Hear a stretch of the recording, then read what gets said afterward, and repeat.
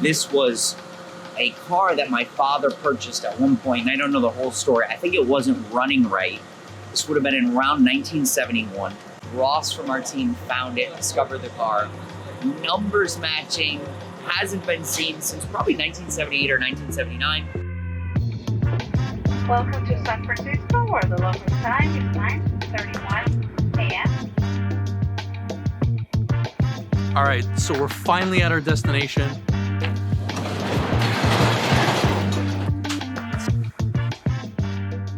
So what we have is a 1971 Lamborghini Miura P400S that this family has had since 1979, and this car has been sitting right here since the late 90s. There's not many examples left that are this well preserved and this much of a time capsule. As you look through this car, you'll notice it has a very nice patina to it. The interior is very well preserved. There's dings, there's scratches, there's dents, but this is what it was all about. When was the last year, more or less, that you had the? Yeah. Before the 2000s. It's just sad because I said, oh, I've got to get a restoration done on this. And Yeah. I just never got around to it. So we met with the owner. As you all know, I'm a rookie in this. So it's the first time I was able to meet somebody that's had a car like this. They were the second or third owner. They've owned it since 1979. This has been their pride and joy for over 40 years. Granted, the owner told us that he'd only put maybe 1,500 to 2,500 miles on this car, but it was 1,500 to 2,500 miles of pure enjoyment and excitement. And he had many stories to share with us throughout his ownership of this vehicle. His son spoke to us as well, his wife, and we got to hear how big of a treasure and prize that this car was in their family's history for so long. We took it to Monterey on a trailer one year. And Wow. around because I was Laguna still Seca. concerned. I got to meet Jay Leno. Really? He was having an issue with his Miura and borrowed my dad's repair manual. No way. And that's how I got to meet him. Yeah. Wow. It's a bittersweet moment today, picking this car up and passing the torch on to Curated to take this car back to Miami and become the new custodians of it, and eventually find it a new home and continue on the story and the legacy that, you know, this family had with the car for so long.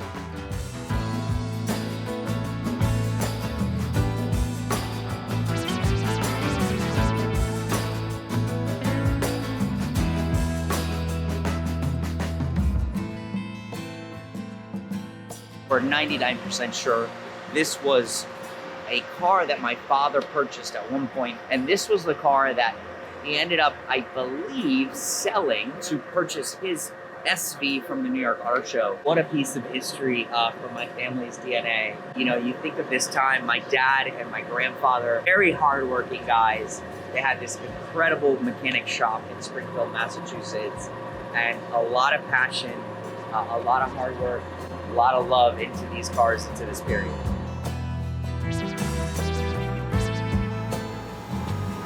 This is probably one of the coolest stories that we've had over the last 30 days, 60 days. The new sales rookie here, who's slowly becoming an MVP of the year, did some incredible digging. He finds this Miura S that's in California. It's basically been sitting since the 1970s. Now, as we start digging, we realize very quickly that this is not just any Miura S. It's got some very rare options. It has factory AC, factory full Pele narrow leather, so full leather interior. Most Miuras, if you don't know, of the early cars were actually vinyl interior or a cloth interior. So very rare options, and the car was originally purchased for the US, never actually went to a dealer. It was picked up by a gentleman by the name of Howard Ray, and we researched that through the incredible guys with the Kidston organization. Emanuele is a good friend. And in that process, I realized that before my dad bought his Miura SV, he was buying and selling Miuras. He was fixing them up, buying cars that needed love. And he found a Miura that was a good deal. And it was a car that I believe was in New York. We're gonna call him and confirm that. I believe it was in New York. And I always remember him telling me that his car was rosso corsa, bright red on black leather interior. How many would be in the US at that point? I don't know. we started jumping down a rabbit hole, and I believe there was only one. So there's a very good chance this car could be my dad's car. We're excited to see and dig into some details, and we're gonna call the guys at Lamborghini to see if they have any more information on Mr. Howard Ray, who was he, and try to jump into the history of a very special Miura S.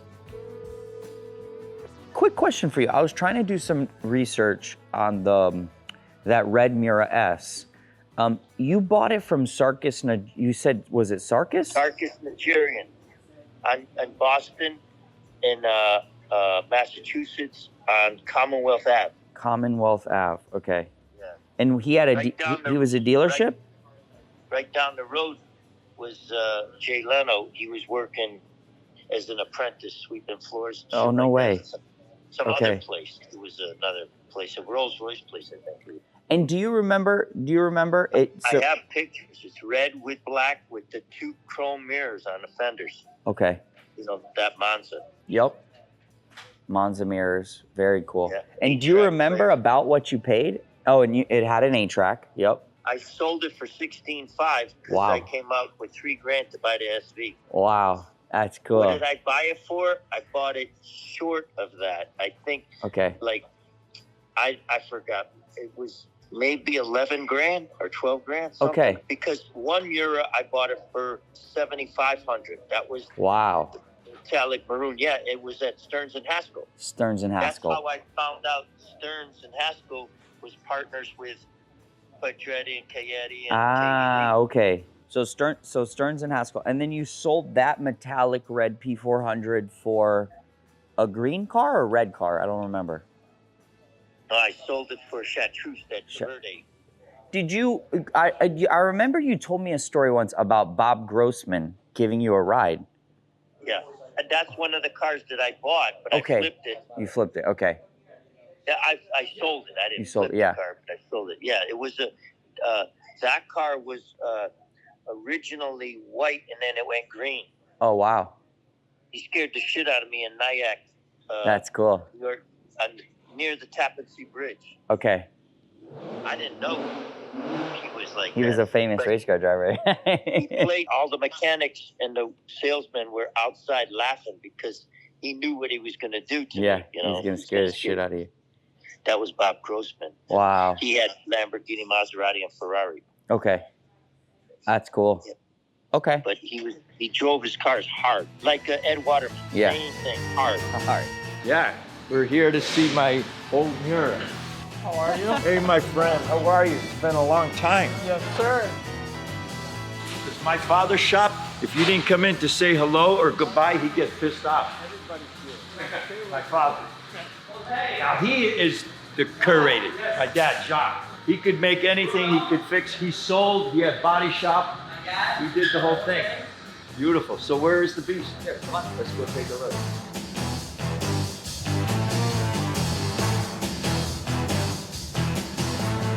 Okay, we're gonna go see the studio. Good. This used to be red. The Miura S. Wow. Yeah, these used to be chrome. Somebody painted them. And it was, of course, beautiful red with silver wheels. Very rare because they didn't make that many S's like that. And with the 8-track, I always had 8-tracks. Of course, this needs restoration. Yeah, they put the antenna here because the SV on some of them was right in the middle. Wow. This is like a time warp. This is unbelievable. Wow. Look at it, it's got the original interior in this car. This is unreal. Yeah, it's a survivor. Very rare. I don't think they made that many US cars. Yes. Red, black one.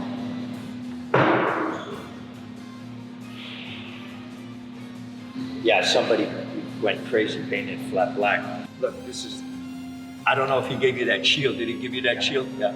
This car I used to drive, but not, it was beautiful condition, of course.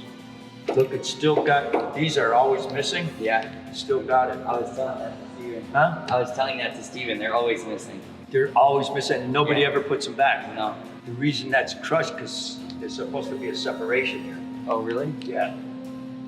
Wow, we got these. You got, Yeah. Remember, he's sending me. Those are all Yeah. a little old. Was this your first Miura? No, this was the second to the last when I bought the SV, because next time I'll bring those pictures, but I had the lime green, Yep. verde, chartreuse, we called it chartreuse. I had another red one, metallic red, gorgeous. The metallic red one, when the guy bought it, he went and painted it beige. I said, what are you doing? The car is beautiful, but that's his favorite color, so, you know, they do crazy things. That's the original, look, fuel sender. Really? Yeah, original. They changed the lines, of course. Yeah. Look how they did the alarm. If you look at ours, you'll see it's professional. Oh, that's funny. Somebody did that. They had an alarm? That's funny. That's a Somebody alarm. added a lock here too. You see that? You know what that is? What? That's for the alarm. Oh, it is? Yeah. No way. Yeah, for the alarm. So he'd set it and walk away. That's hilarious. Yeah. I didn't know that was. I don't know what the hell this is. That was a turn signal. Somebody put it. That's crazy. Yeah. Why would you want to drill into this hood? Yeah, that's for the alarm. Wow, I didn't know that. That's funny. Look at RSV. The alarm is right. You open this up, right there. There's a No flip. shit, I didn't know Yeah, that. look at it. Huh. See, you don't put it there. Wow. Yeah. How long did I have it? Not too long. No, not long at all. I drove it, you know, a lot. Matter of fact, we have a newspaper clipping where the officer goes, "Oh, it's John Temerian." He goes, Yeah, I "Some have it people, somewhere. Hold on. some people collect stamps, and others watch birds, but John owns Lamborghinis and Jaguars, and he adjusts them." And it was Officer Athos. He says it's an amazing car. He Yeah, says, look, I couldn't have it. catch up with John. I was always in first gear, revving it and just driving by the police station because I knew them all and revving. There it is. Used to wake up people. Yeah, that's it. Lamborghini John Miuras. That's not the car. That's the red, metallic red. That's not the same car. No. No, it's cool. It's nice to see. Got memories. Okay, let's go. All right, we'll see you up there. Okay, good. Thank you, you guys. Thank you. Hey, let me point right back.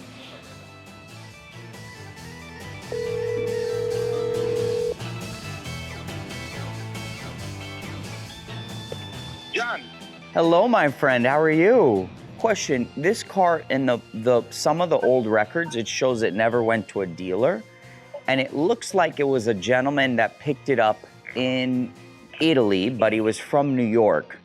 Do you guys think like that would be in Ingrid's records? We have his name, or would it be in some factory records if like a VIP? maybe. Okay. Maybe.